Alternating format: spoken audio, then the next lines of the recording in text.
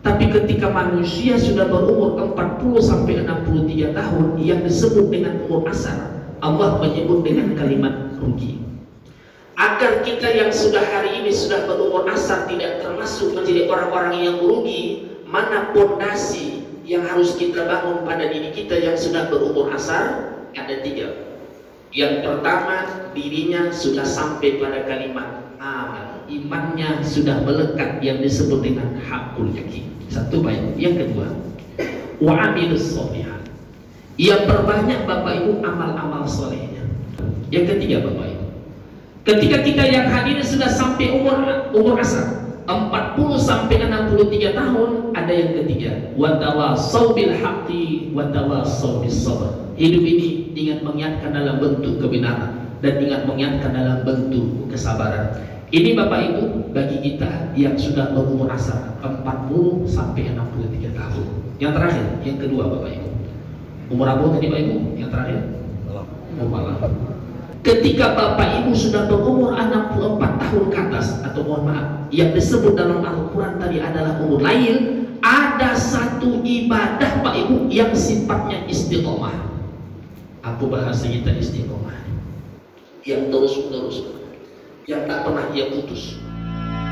Bismillahirrahmanirrahim. Bapak Ibu yang berbahagia, kalau kita baca dalam Al-Quran, kalimat waktu itu tidak banyak Allah sebutkan dalam Al-Quran. Ada 3 lafaz. Lafaz yang pertama adalah ada kalimat as-sa'ah. Idza jaa ajaluhum la yastakhiruna sa'ah. Sa'ah itu diartikan adalah waktu. Yang kedua, waktu dalam Al-Quran itu disebut dengan ad-dahar. Itulah yang selalu kita baca dalam surah Al-Insan. Ketika kita berada di subuh Jumat, ada kalimat hal ata 'alal insani hinum minad dahar. Ad-dahar diartikan juga waktu. Sedangkan yang ketiga, waktu di dalam Al-Quran itu adalah waktu waqta. Maka ada kalimat dalam Al-Quran, innas salata kanat 'alal mu'minina kitaban mawquta. Mawquta diambil dari kata waktu. Maka orang Arab mengatakan al-waktu kasyai, waktu itu adalah seperti pedang. Ini Bapak Ibu lafaz yang ada di dalam Al-Quran yang maknanya, yang artinya adalah waktu. Bapak Ibu yang berbahagia, dari 3 lafaz ini ada ad-dahar, ada as-sa'ah, ada waktu. Kira-kira Bapak Ibu yang selalu kita dengar, yang selalu kita lafazkan, yang mana Pak? Waktu.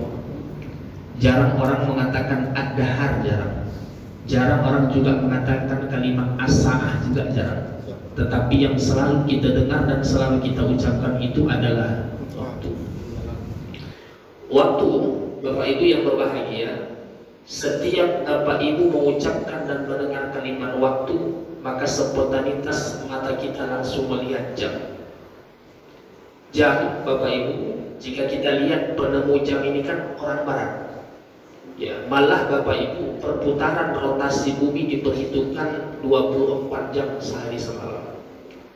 Namun Bapak Ibu, yang salahnya pada diri kita bagaimana Ustaz? Seolah-olah yang mengatur pribadi kita itu adalah waktu, jam. Cobalah Bapak Ibu ingat, setiap apa yang kita kerjakan, maka yang selalu kita lihat itu adalah jam. Mau tidur, yang dilihat adalah jam. Waktu mau sholat tadi, ketika kita mau sholat, yang kita lihat adalah jam. Waktu kita ingin makan sahur, yang dilihat adalah jam. Jadi seolah-olah yang mengatur diri kita itu adalah jam. Nah, bagaimana Ustaz cara kita memandangnya? Maka cara memandangnya Bapak Ibu, sebelum jam ini ditemukan, rupanya Allah sudah punya jam dalam Al-Quran. Ada berapa Ustaz jam Allah dalam Al-Quran? Ada 5. Yang pertama, jam Allah itu adalah wal fajar, waktu fajar. Yang kedua adalah wadduha, waktu duha. Yang ketiga adalah wan nahar, waktu siang. Yang keempat adalah wal asar, waktu asar. Baru yang terakhir adalah wal lail, waktu malam. Jadi mengenalkan waktu itu Bapak Ibu, jangan semua seolah-olah yang mengatur diri kita itu adalah jam. Tapi sebelum jam itu ditemukan, Allah sudah punya jam dalam Al-Quran. Ada 5 tadi. Yang pertama, apa tadi Pak Ibu? Waktu fajar. Yang kedua, waktu duha. Yang ketiga, waktu nahar, waktu siang. Yang keempat, waktu asar. Yang terakhir adalah waktu malam. Jadi ada seorang pakar psikologi Bapak Ibu yang bernama Prof. Saltut. Ia ambil dalam sebuah teorinya seperti ini.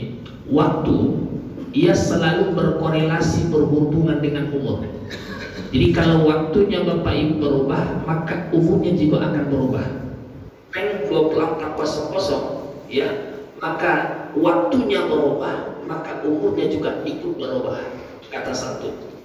Maka ketika itu Bapak Ibu, Saltut menghubungkan antara waktu yang ada di dalam Al-Quran dengan umur kita. Yang 5 tadi Bapak Ibu ditempelkan Saltut dengan umur. Contoh Bapak Ibu, ada manusia umur fajar. Jadi umur fajar ini kata Saltut 0 sampai 2 tahun. Jadi kalau ada cucu Bapak Ibu, anak kita yang berumur 0 sampai 2 tahun disebut dengan umur fajar. Yang kedua Bapak Ibu, ada umur duha 3 sampai 14 tahun. Ini umur duha. Yang ketiga ada umur siang, umur nahar. Umur nahar itu adalah 14, 15 sampai 39 tahun. Ini umur nahar. Ada umur asar. Umur asar itu adalah 40 sampai Rasulullah wafat. Berapa Pak? 63 tahun. Sedangkan umur lahir adalah 64 sampai wafat. Nah, kira-kira kita yang hadir di masjid ini Bapak Ibu mayoritas yang mana nih Pak? Ya. Jadi yang kita bahas Bapak Ibu, ngaji kita pada siang hari ini, coba kita ambil 2 umur nih. Karena ada juga umur asar. Ada yang umur asar. Umur asar tadi adalah 40 sampai 63 tahun. Sedangkan umur lahir tadi adalah 64 sampai 4. Coba kita lihat Pak Ibu 2 umur nih. Yang pertama adalah umur asar. Asar Bapak Ibu, jika kita baca dalam Al-Quran ada khusus surah Al-Asr ya, wal asr innal insana lafi khusr. Demi asar, innal insana lafi khusr, sesungguhnya manusia yang sudah berumur asar 40 sampai 63 tahun khusrin, rugi Pak. Coba kita bedah Pak Ibu seperti ini. Ada kalimat hurufnya adalah inna. Inna itu kan menjadi harfu taukid. Dalam bahasa kita Bapak Ibu sehari-hari, harfu taukid ini adalah huruf yang menguatkan setelahnya. Karena setelah huruf inna itu Bapak Ibu ada hal yang paling urgen, ada hal yang paling penting yang Allah ingin sampaikan kepada kita. Mana Ustaz informasi yang disampaikan oleh Allah dalam Al-Quran setelah kita baca kalimat inna? Kalimatnya adalah khusrin, rugi. Sama Bapak Ibu ketika kita baca surah Al-Qadar, apa awal kalimatnya Bapak Ibu? Inna anzalnahu fi lailatul qadar. Nah ingat, setiap huruf inna ada informasi yang paling penting Allah ingin sampaikan kepada kita. Itulah yang disebut dengan Lailatul Qadar. Sama juga ketika kita baca surah Al-Kautsar, apa awal kalimatnya Bapak Ibu? Inna a'tainakal kautsar fasalli li rabbika wanhar. Informasi pentingnya adalah fasalli li rabbika wanhar. Nah, jadi Bapak Ibu yang berbahagia, lihat, sesungguhnya manusia yang sudah berumur asar 40 sampai 63 tahun rugi. Coba kita lihat 3 umur tuh. Umur fajar, umur duha, umur nahar, Allah tak menyebut dengan kalimat rugi. Contoh kita baca Pak Ibu dalam surah Al-Fajr, wal fajri wa layalin asri was sabhi wal watr. Tidak ada kalimat rugi. Wadduha wal laili idza saja ma wadda'aka rabbuka wa ma qala. Tak ada juga kalimat ruginya. Kalimat khusrin itu tidak ada. Sama juga kalimat wan nahar juga tidak ada Pak Ibu. Tapi ketika manusia sudah berumur 40 sampai 63 tahun yang disebut dengan umur asar, Allah menyebut dengan kalimat rugi.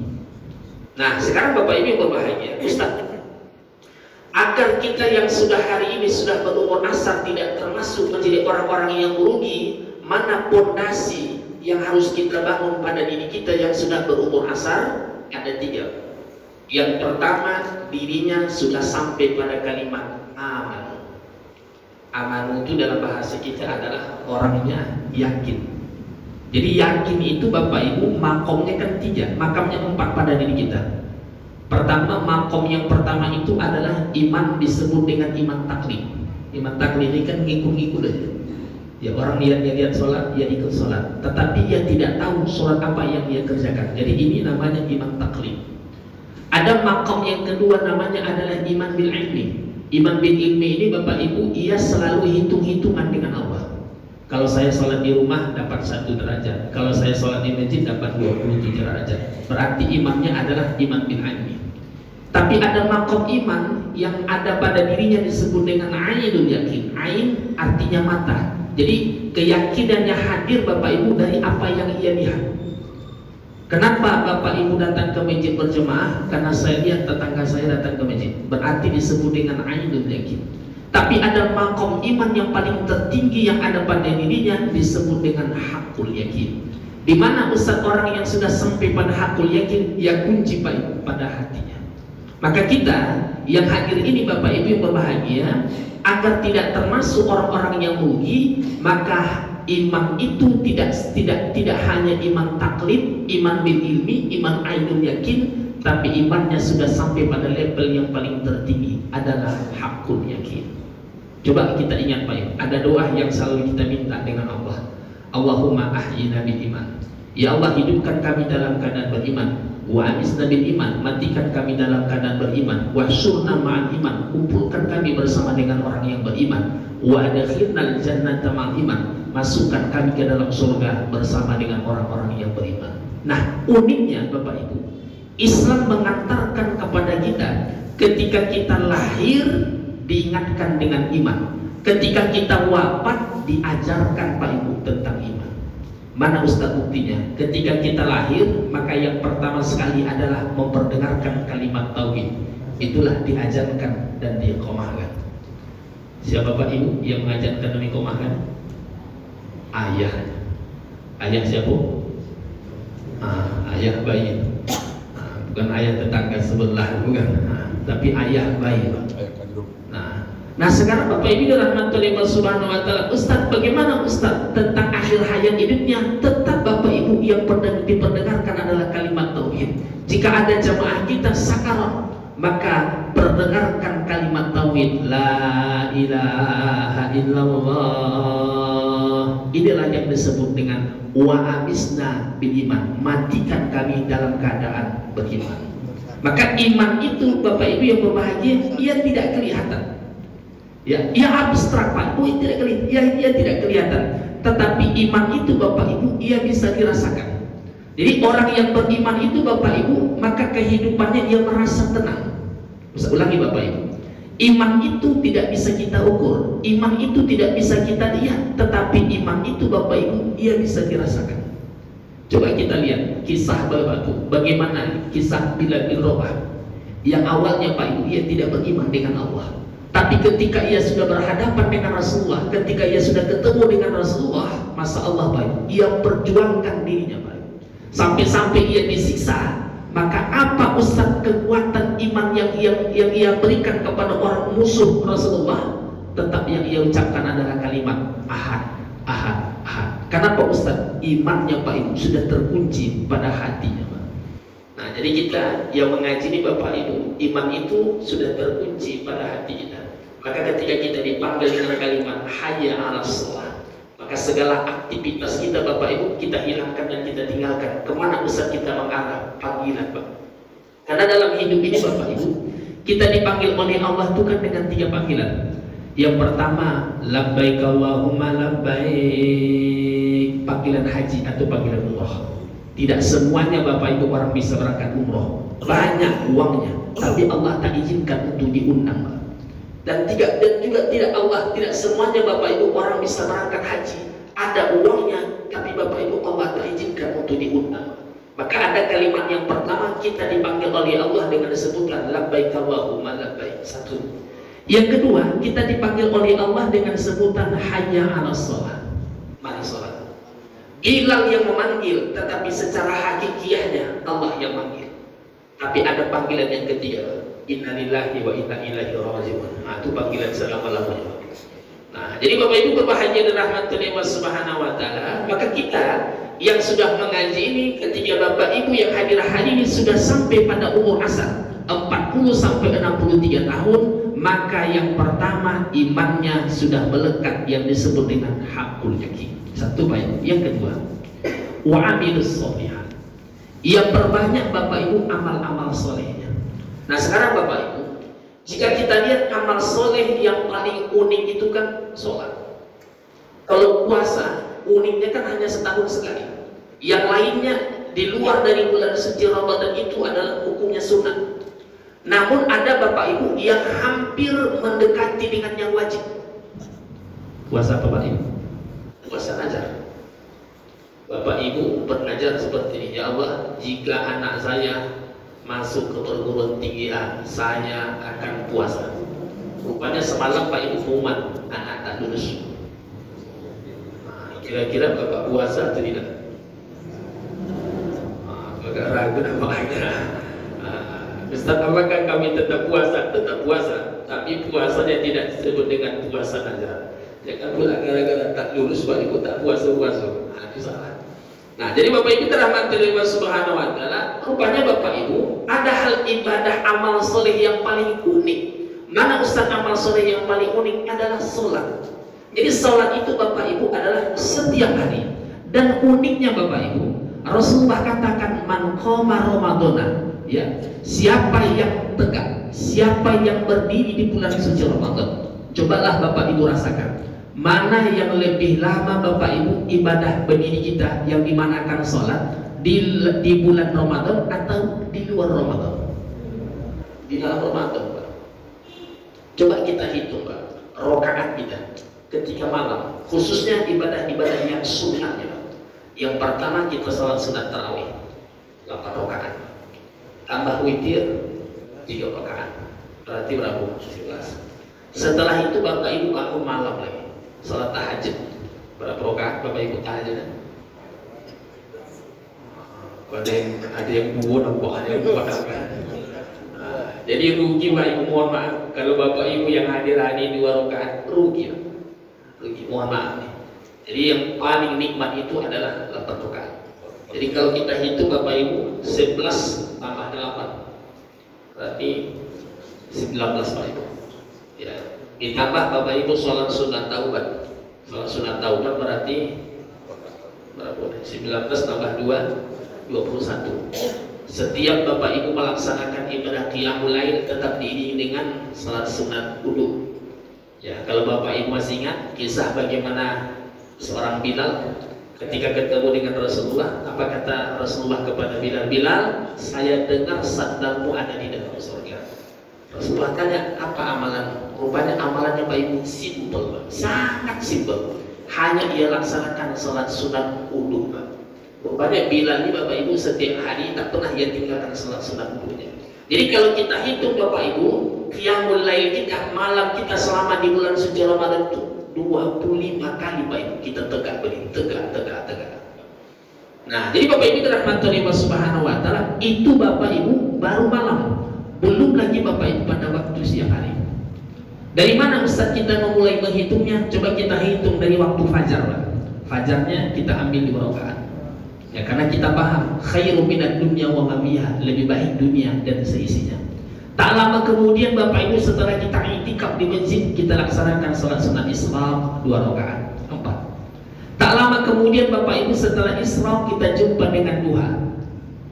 Duha kita berapa rakaat Bapak Ibu? Udah ada yang 12 tempoh aja kan. Jadi Bapak Ibu yang berbahagia, mohon maaf nih, mohon maaf. Jadi kita yang mengaji ini Bapak Ibu tutup 10 malam yang terakhir ini, 10 malam yang pertama ini Bapak Ibu 12 rakaat. Ini kan tanggal 8, 9, 10. Paling tidaknya 10 malam pertama ada 12 rakaat duha. Nanti 10 malam yang kedua 12 rakaat duhanya. 10 malam ketiga Bapak Ibu 12 rakaat. Jadi rugi Pak Ibu, mohon maaf. Kalau hanya 2 rakaat duhanya, karena satu-satunya ibadah sholat sunat yang paling panjang waktunya kan duha. Yang singkat itu kan subuh, apalagi fajar, salat sunatnya singkat. Maka yang paling lama itu adalah waktu duha. Jadi boleh kita ambil Bapak Ibu waktu di awal, itulah waktu subuh. Boleh waktu di tengah sekitar setengah 10 atau jam 10. Boleh Bapak Ibu menjelang akhir, silahkan. Kenapa Ustaz? Ibadah duha itu Bapak Ibu boleh, ya dalam bahasa kita apa namanya, boleh disambung-sambung, Pak. Ya. Beda halnya ketika kita Bapak Ibu melaksanakan menjamak dan mengqasar. Menjamak mengqasar itu kan satu kali kita ucapkan kalimat niatnya. Ya, contoh Bapak Ibu, menjamak mengqasar zuhur dengan asar. Ya, berarti zuhurnya rakaat 2, asarnya 2. Assalamualaikum warahmatullah. Assalamualaikum warahmatullah. Selesai zuhurnya, karena ia adalah jamak takdim. Nah setelah itu Bapak Ibu kita tidak boleh melakukan hal-hal yang lain. Contoh Bapak Ibu, ya, rupanya merokok apa? Merokoklah sebatang, nanti lebih barokah lagi. Tak bisa, Pak. Atau Bapak Ibu menelpon dulu, menelpon cucu dulu. Tak bisa. Kenapa Ustaz? Karena ia adalah satu rangkaian, Pak. Beda dengan duha tadi. Boleh tadi diambil di awal, boleh di pertengahan, boleh menjelang akhir, silakan. Maka yang paling indah ketika kita melaksanakan duha itu adalah bukan 2 rakaat, tapi yang paling indah itu adalah 12 rakaat. Dan uniknya Bapak Ibu, coba Bapak Ibu lihat, ya, ketika Bapak Ibu sholat sunat fajar 2 rakaat, ada tidak Ustaz doa spesial ketika kita setelah selesai melaksanakan sholat sunat fajar? Tidak ada. Begitu juga sholat sunat Isra, ada tidak Ustaz doa spesial? Tidak ada, Pak. Tapi ketika kita ketemu pada waktu duha, selesai melaksanakan sholat sunat duha, ada doa spesial yang diajarkan oleh Rasulullah kepada kita. Saya yakin Bapak Ibu hafal. Kalau kita terjemahkan dalam bahasa kita, ya Allah, jika rezekimu di atas langit, turunkanlah. Jangan jatuh pula. Ya Allah, jika rezekimu di dalam bumi, turunkanlah. Jangan naik kan? Dia turun naik jadi. Ya Allah, jika rezekimu jauh, dekatkanlah. Ya Allah, jika rezekimu sulit, mudahkanlah. Ya Allah, jika rezekimu haram, beda-beda nampak kan? Sucikanlah.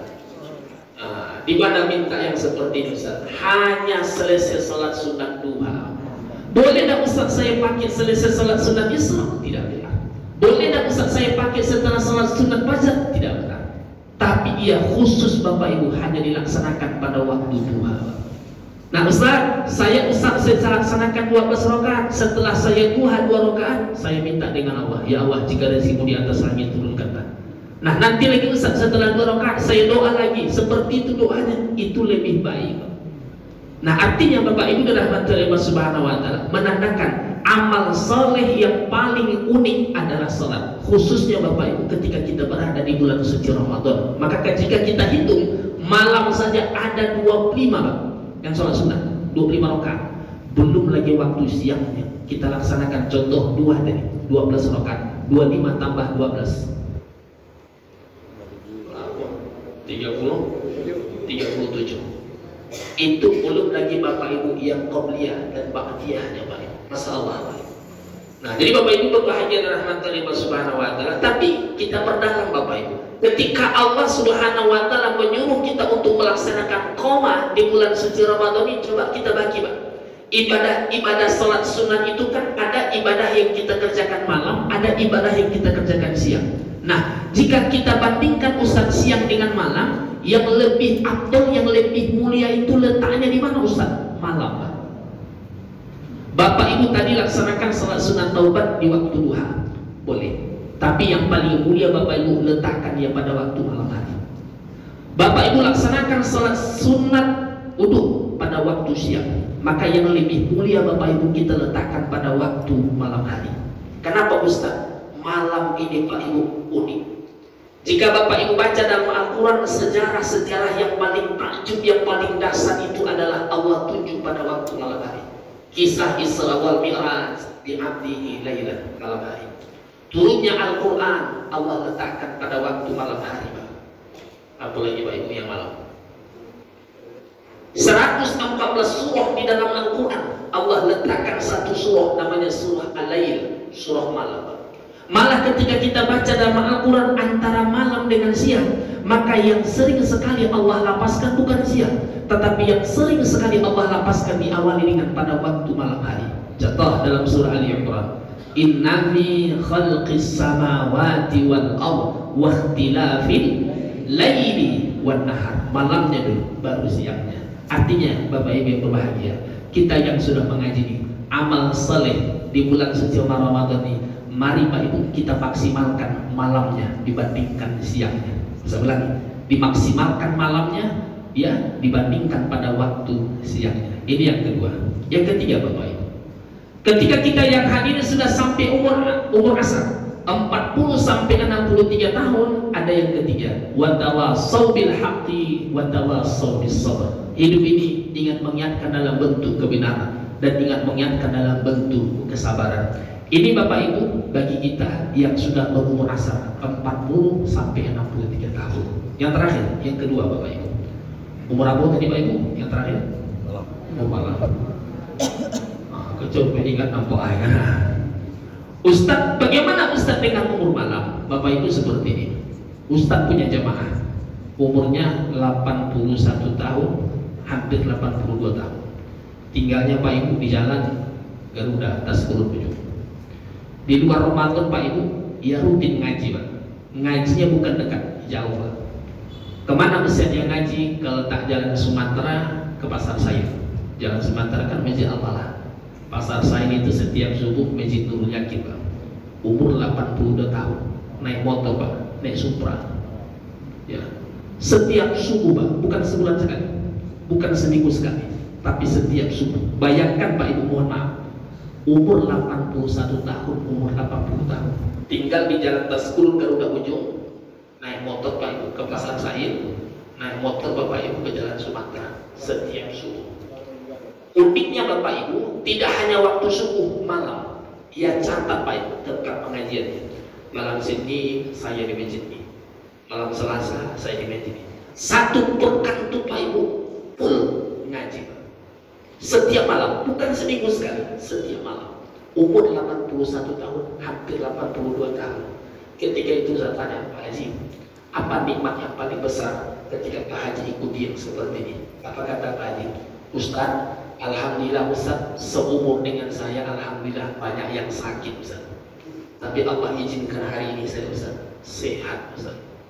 Jadi kalau Bapak Ibu ingin sehat, rupanya rajin ngaji ya. Saya ulangi Pak Ibu, kalau Bapak Ibu ingin diberikan oleh Allah nikmat sehat, rajin ngaji Pak ya. Kemana-mana Pak Ibu silahkan kita ngaji, sehat Pak Ibu. Maka itulah yang dikatakan oleh Rasulullah, man salaka tariqan, siapa yang berjalan, yang ia jalan itu adalah untuk mencari ilmu. Lihat di ujung atas, sahalallah tariqan ilal jannah, maka Allah akan mudahkan jalannya untuk masuk surga. Masya Allah Bapak Ibu yang hadir ini, insya Allah banyak yang rajin nih mencari ilmu ini.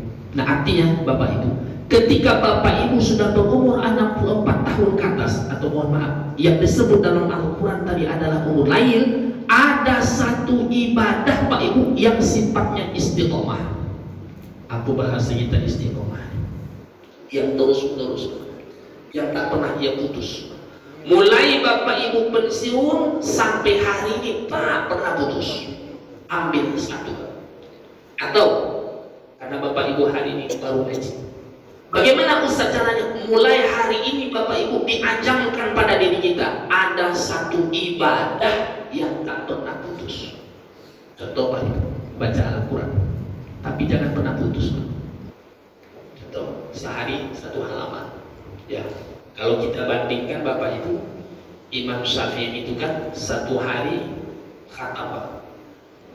Imam Syafi'i Pak, beda dengan guru Imam Syafi'i. Siapa guru Imam Syafi'i Pak? Imam Malik yang mengarang kitab Muwatta tuh. Rupanya Imam Malik ini Bapak Ibu, siangnya ia khatam 30 juz, malamnya ia khatam 30 juz. Jadi tidak sebanding Pak dengan kita ini, mohon maaf, tak sebanding. Ada tidak kita yang hadir Pak Ibu sudah 30 juz? Belum ada. Belum ada Pak, tak sebanding Pak. Imam Syafi'i itu Bapak Ibu satu hari berarti 24 jam dia khatam Pak Ibu 30 juz. Imam Malik siang satu kali khatam, malamnya satu kali khatam. Jadi mohon maaf Pak Ibu, kecil gitu, sangat kecil ya. Ada juga kadang jamaah saya Ustaz, alhamdulillah banyak juz saya Ustaz, mulai juz pokat, juz mangga, juz alfa Ustaz. Nah, jadi Bapak Ibu berbahagia dan rahmatullahi subhanahu wa ta'ala. Jadi ajabkan pada hari ini Pak, orang-orang tua saya yang sudah umur lahir tadi 64 tahun, ada satu ibadah yang sifatnya istiqomah. Jikapun Bapak Ibu tidak, mohon maaf, ya sulit untuk setiap hari baca Al-Quran. Tapi ibadah-ibadah yang lain, contoh di zikir. Zikir sangat mudah Pak. Ya, alladzina yadhkuruna Allaha qiyaman wa qu'udan. Yang zikir itu kan qiyaman, berdiri silakan. Wa qu'udan, waktu duduk juga silakan. Jadi ketika Bapak Ibu mau berangkat silakan zikir. Tapi ambil satu zikir Bapak Ibu yang setiap hari Bapak Ibu katakan. Contoh, zikir istighfar. Ambil Pak Ibu, sehari semalam 1000 kali. Ada tak kita yang hari Bapak Ibu selama Ramadan ini setiap hari zikir istighfarnya 1000 kali? Insyaallah Pak Ibu. Ada. Yang adu juga tidak juga bahaya. Nah, jadi setelah mengaji ini Pak Ibu ambil Pak Ibu. Jadi ada satu yang sifatnya istiqomah sampai akhir hayat hidup kita. Itulah Pak Ibu zikir kita. Kenapa Ustaz? Ibadah yang paling tertinggi itu Pak Ibu bukan pernah, tapi ibadah yang paling tertinggi itu adalah istiqomah Pak Ibu, yang terus-menerus. Nah maka dari itu Bapak Ibu dan rahmatullahi subhanahu wa ta'ala, inilah kajian kita Bapak Ibu. Insyaallah minggu depan akan kita perdalam lagi Bapak Ibu kajian ini, supaya apa Ustaz?